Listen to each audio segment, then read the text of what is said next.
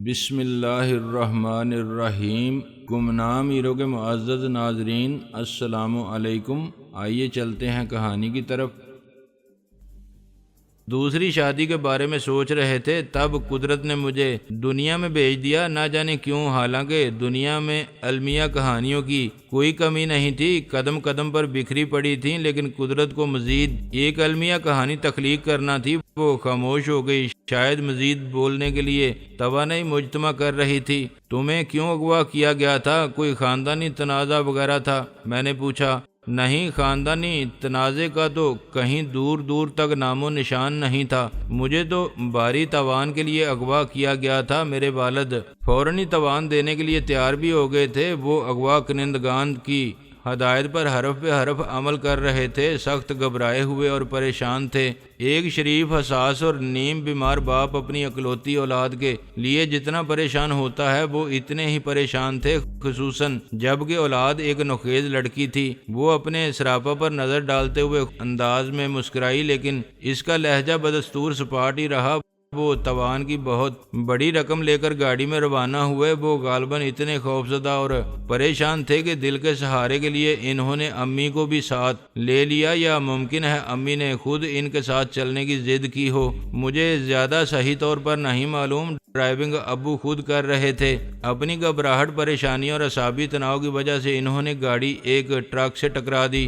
ممکن ہے غلطی ٹرک والے کی رہی ہو، یا پھر بس یہ المیہ در المیہ ہو۔ قدرت کبھی کبھی المیوں کی زنجیر بنا دیتی ہے، ایک کڑی سے دوسری کڑی منسلک ہوتی ہے۔ میں اس کی آنکھوں میں جھانکنا چاہتا تھا، بساط بھر اندازہ لگانا چاہتا تھا کہ اس کی کہانی میں جھوٹ کی آمیزش تو نہیں تھی، لیکن وہ مجھ سے نظر نہیں ملا رہی تھی۔ اس دوران اس نے چہرے پر ہاتھ پھیرا تو میں نے دیکھا کہ اس کی انگلیوں کا ارتعاش بڑھ چکا تھا۔ میں نے محسوس کیا کہ وہ اپنے لہجے کو جتنا سپاٹ اور اپنے آپ کو جتنا پرسکون رکھنے کی کوشش کر رہی تھی، اندر ہی اندر زیادہ ٹوٹ پھوٹ رہی تھی۔ امی اور ابو اس حادثے میں موقع پر ہی مر گئے۔ ایک گہری سانس لے کر اس نے یہ جملہ گویا کسی بھاری پتھر کی طرح اپنی زبان سے اتار پھینکا اور میری طرف دیکھا۔ اس کی آنکھوں سے اس کی ذات میں پھیلے ہوئے کھنڈر کی ویرانی کا اندازہ کرنا مشکل نہیں تھا۔ میرے شکوک و شبہات دور ہوتے جا رہے تھے، مجھے اس پر اعتبار آتا جا رہا تھا۔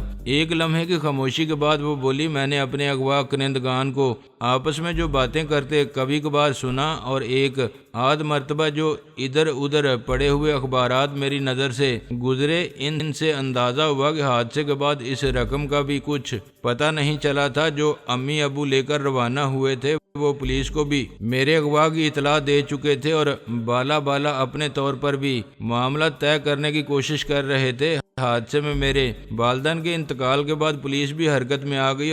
اغوا کنندگان نے بھی محسوس کر لیا کہ کھیل بگڑ چکا ہے۔ ان کی کمند لبے بام آ کر ٹوٹ گئی تھی، رقم ان کے ہاتھ آتے آتے نکل گئی تھی، اور رقم دینے والے دنیا سے رخصت ہو چکے تھے، مگر وہ پرانے پیشہ ور تھے۔ انہوں نے مجھے چھوڑا نہیں۔ تاوان کی رقم تو 40 لاکھ طے ہوئی تھی، لیکن وہ بازی الٹ جانے کے بعد انہوں نے مجھے بھاگتے چور کی لنگوٹی بلی کے مصداق 1.5 لاکھ روپے میں ایک شخص کے ہاتھ بیچ دیا، جس نے پہلے کئی ماہ تک خود مجھے اپنی عشرت قدے میں رکھا اور جوانی کی دہلیز پر کھڑے ہوئے میرے لڑکپن کو خوب روندا۔ پھر جب وہ کچھ نئی مصروفیات میں الجھ گیا تو اس نے مجھے اٹھا کر اپنے کوٹھی خانے میں ڈال دیا۔ دسترخوان بہت بڑا ہو تو کھانے والے ایک آدھ ڈش حسب خواہش کھانے کے بعد جانوروں کے سامنے بھی ڈال دیتے ہیں، میرا مطلب ہے اپنے سے بڑے جانوروں کے سامنے۔ لیکن شاید میں غلط کہہ رہی ہوں، میں جس کے قبضے میں تھی اس سے بڑا حیوان مجھے بعد میں بھی کوئی نہیں ملا۔ میں نے اس کے پاس جو چند ماہ گزارے، میری اس دور کی ذہنی اور جسمانی اذیت کا اندازہ کوئی نہیں کر سکتا۔ ویسے بھی اس وقت میری عمر ہی کیا تھی، میں نازو نام میں پلی ہوئی 15.5 سال کی لڑکی تھی۔ میٹرک کا امتحان دے رہی تھی جب مجھے اغوا کیا گیا۔ آخرکار اس کے ضبط کا بندھن ٹوٹ گیا۔ کہاں تک ضبط کرتی؟ اس نے اپنے اوپر بے حسی کا جو خول چڑھایا ہوا تھا یکدم ہی ٹوٹ پھوٹ گیا۔ اس نے میز پر سر رکھ کر بازو کے حلقے میں منہ چھپا لیا اور خاموشی سے رونے لگی۔ نہ جانے کیوں کر وہ کوئی آواز نکلنے نہیں دے رہی تھی۔ اس کے جسم کو خفیف سے جھٹکے لگ رہے تھے۔ صرف انہی سے اندازہ ہو رہا تھا کہ وہ رو رہی تھی۔ میں نے اسے چپ کرانے کی کوشش نہیں کی، میرا خیال تھا کہ رو لینا ہی اس کے حق میں بہتر تھا۔ اس کے بے حسی کے خول تلے نہ جانے کتنی اذیتیں چھپی ہوئی تھیں۔ آنسو ان زخموں کے لیے معمولی سا مرہم تھے، ویسے بھی کسی ستم رسیدہ عورت کو اپنے سامنے روتے دیکھنا میرے لیے بڑی آزمائش تھی۔ اس کو چپ کرانے کا مجھے سلیقہ نہیں تھا، میں ساری تیزی تراری بھول جاتا تھا، الفاظ میری زبان کی گرفت سے نکل جاتے تھے، اور اگر کچھ الفاظ سوجھتے بھی تھے تو دوسروں کی اذیت کے سامنے وہ بے حد حقیر محسوس ہوتے تھے۔ لفظوں سے بھلا کس کے زخم بھرتے ہیں۔ نیچے ہی نیچے کسی طرح اس نے آنکھیں خشک کر لیں اور چہرہ پونچھ لیا۔ اس نے جب سر اٹھایا تو صرف اس کی آنکھوں کی ہلکی سی سرخی اور پپوٹوں کے نم کنارے بتا رہے تھے کہ وہ روئی تھی۔ چہرہ ایک بار پھر سپاٹ تھا۔ اسے گویا کچھ خیال آیا اور قدرے متجسس سے لہجے میں بولی، آپ کو معلوم بھی ہے کہ کوٹھی خانہ کسے کہتے ہیں؟ ہاں، کسی حد تک معلوم ہی ہے، میں نے مبہم لہجے میں کہا۔ یہ اصطلاح عیاشی کے ان اڈوں کے لیے استعمال کی جاتی تھی جو کوٹھیوں میں قائم تھے، کال گرلز کے مسکن تھے۔ بعض جگہوں سے کال گرلز سپلائی بھی کی جاتی تھیں اور بعض جگہوں پر اندر ہی تمام انتظامات موجود تھے، کہیں جانے کی ضرورت نہیں تھی کہ کوٹھی خانوں کے بھی مختلف معیار تھے، بعض تو بہت اونچے تھے۔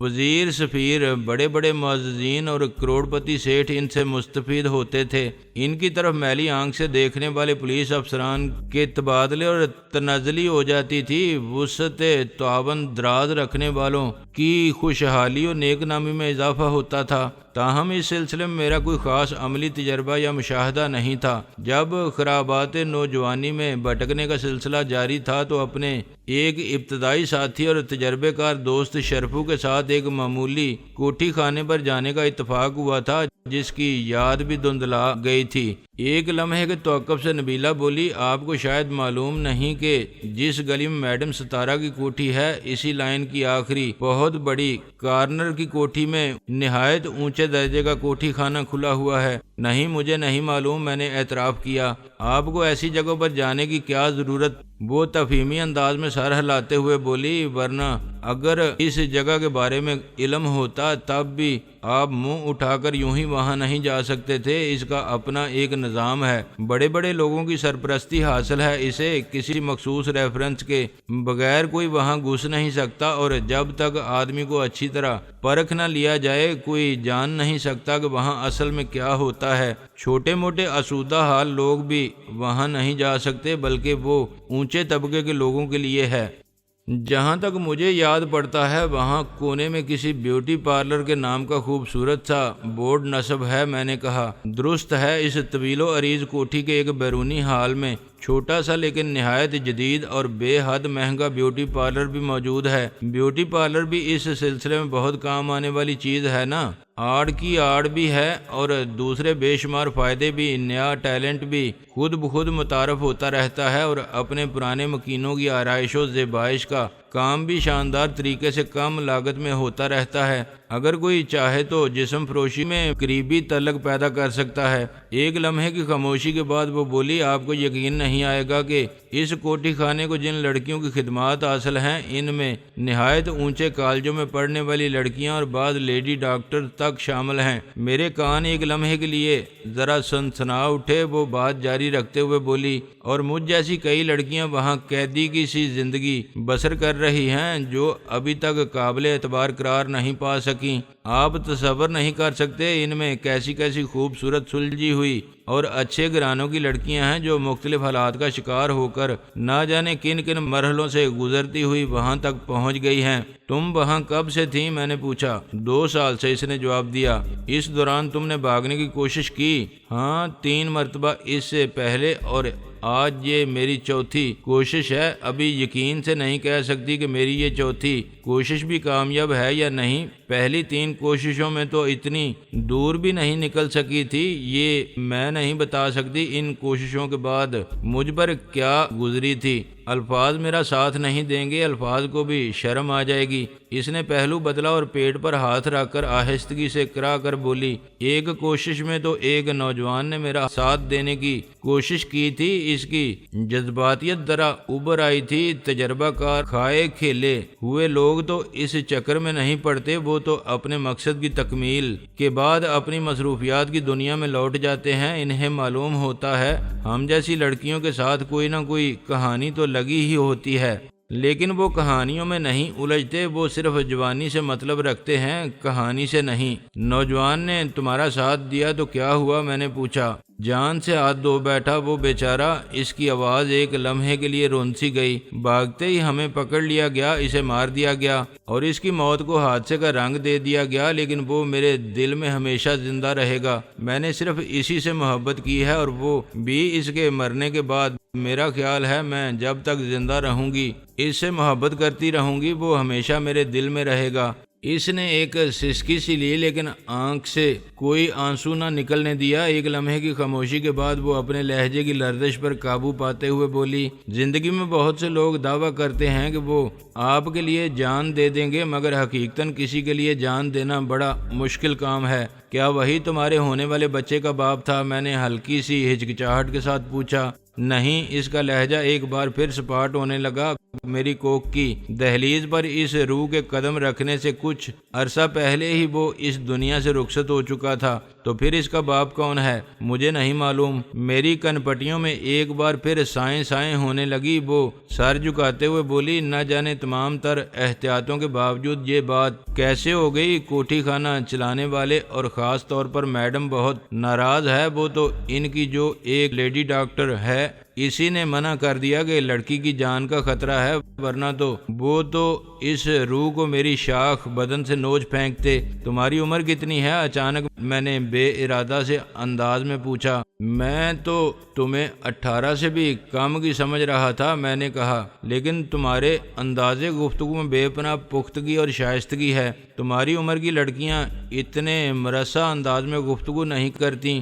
مجھے جس پیشے میں ڈال دیا گیا ہے، اس میں لڑکی چاہے تو اپنے آپ کو غلیظ گالیوں سے بری انتہا درجے کی شرمناک گفتگو کی عادی بھی بنا سکتی ہے اور چاہے تو مرصع گفتگو بھی کر سکتی ہے۔ وہ بالوں میں انگلیاں پھیرتے ہوئے بولی، اور شاید اپنے رجحان کی بھی بات ہوتی ہے۔ میں کھاتے پیتے گھر کی ہونے اور انگلش میڈیم اسکول میں پڑھنے کے باوجود خالص اردو میڈیم قسم کی لڑکی تھی۔ 9ویں جماعت سے میں نے ایک موٹی سی ڈائری میں نہایت دردناک اشعار جمع کرنے شروع کر دیے تھے۔ تمام اشعاروں اور ادیبوں کو پڑھ ڈالا تھا۔ اس نے ایک طویل سانس لی جو ایک خاموش نوحے سے مشابہ تھی۔ یکدم ہی وہ تھک سی گئی، ٹوٹتی ہوئی سی آواز میں بولی، اب سنانے کو صرف باتیں رہ گئی ہیں، وہ بھی نہ جانے کس لمحے ختم ہو جائیں۔ 2.5 سال میں ایک خوبصورت زندگی ختم ہو گئی، سسک سسک کر، گھسٹ گھسٹ کر، غلاظتوں میں ڈوب کر۔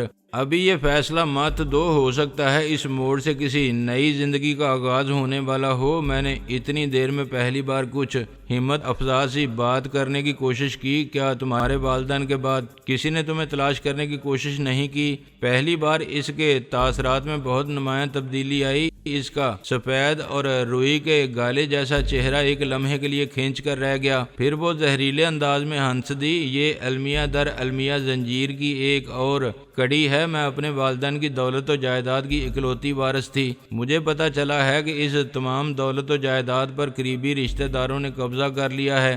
انہوں نے کچھ شواہد کی مدد سے مجھے مردہ قرار دلوا دیا ہے۔ میں تو ان کے لیے تاریکی میں چھپا ہوا سب سے بڑا خطرہ ہوں۔ مجھے ڈھونڈنا تو خیر کسی نے کیا تھا، میرا خیال ہے میں تو اب کسی انتہائی مضبوط سہارے کے بغیر اپنے گھر جانے کی کوشش بھی کروں گی تو مجھے قتل کر دیا جائے گا۔ یہ کنویں سے نکل کر کھائی میں گرنے والی بات ہوگی۔ کوٹھی خانہ چلانے والے لوگ کون ہیں؟ میں نے پوچھا۔ اس کا انتظام چلانے والی تو میڈم ہے، اس کا اصل نام مجھے بلکہ شاید کسی کو بھی معلوم نہیں ہوگا، سب اسے صرف میڈم کہتے ہیں۔ شاید درینا یا روزینہ اس کا اصلی نام ہے، لیکن میں یقین سے نہیں کہہ سکتی۔ بڑی خطرناک عورت ہے، میں نے اپنی زندگی میں اتنی خطرناک عورت نہیں دیکھی۔ 3-4 اور بھی خطرناک اور بدماش سے لوگ کوٹھی میں اس کی مدد کے لیے ادھر ادھر کونے خدروں میں موجود رہتے ہیں۔ تمہاری رہائش اسی کوٹھی میں تھی؟ میں نے پوچھا۔ ہاں، اوپر کے ایک کمرے میں، جس کی کھڑکی میں گرل لگی ہوئی ہے۔ اس کھڑکی سے میں آپ کو میڈم ستارہ کے ہاں آتے جاتے دیکھا کرتی تھی۔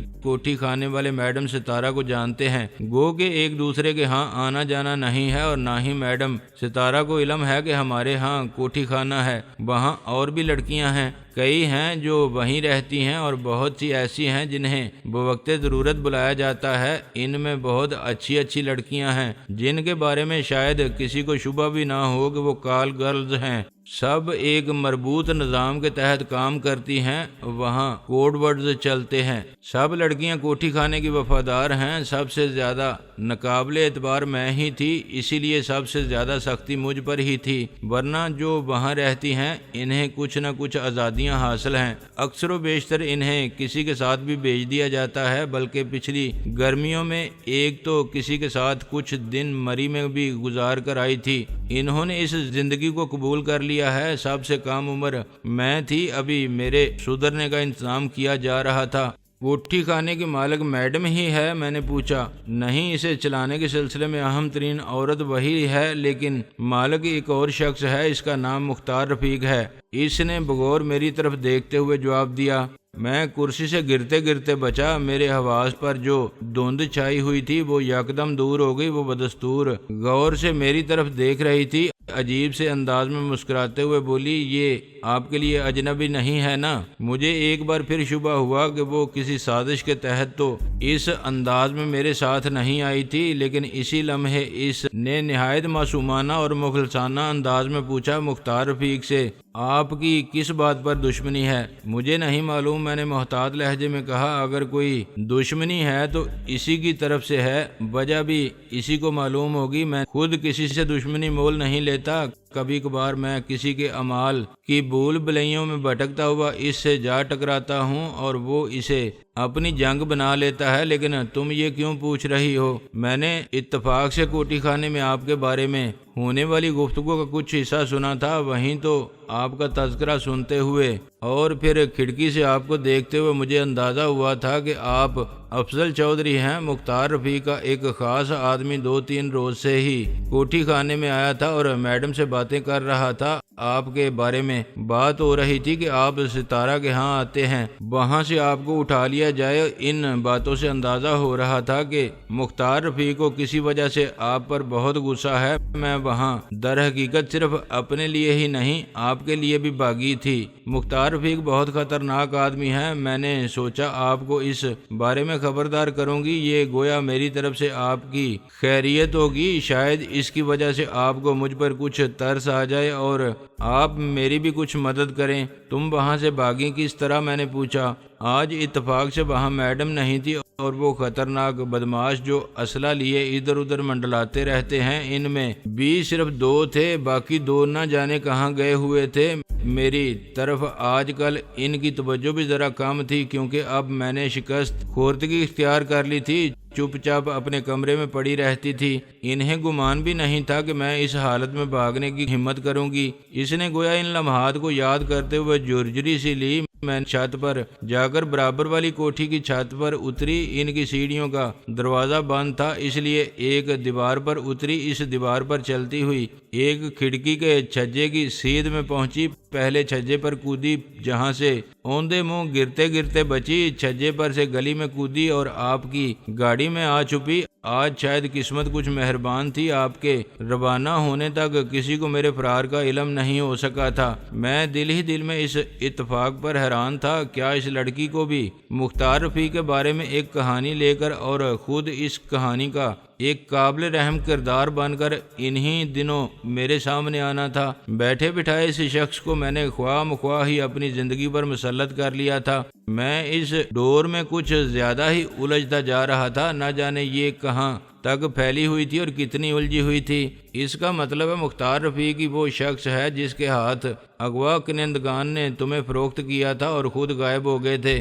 میں نے تصدیق چاہی۔ اس نے اس بات میں سر ہلایا اور نظریں نیچی رکھتے ہوئے بولی، اس کوٹھی خانے میں میں تقریباً 6 ماہ تک صرف اسی کے لیے مخصوص رہی، کسی اور کو میری جھلک بھی نہیں دکھائی گئی۔ پھر اس کا آنا جانا بہت کم ہو گیا، آتا بھی تھا تو میرے لیے نہیں۔ لگتا ہے اس شخص کی قسمت میں بھی دولت تو بہت ہے لیکن کوئی باعزت کاروبار نہیں ہے۔ میں نے گہری سانس لے کر کہا، بہرحال آپ اس سے بچنے کا بندوبست کر لیں چودھری صاحب۔ اس کی آنکھوں میں خوف در آیا۔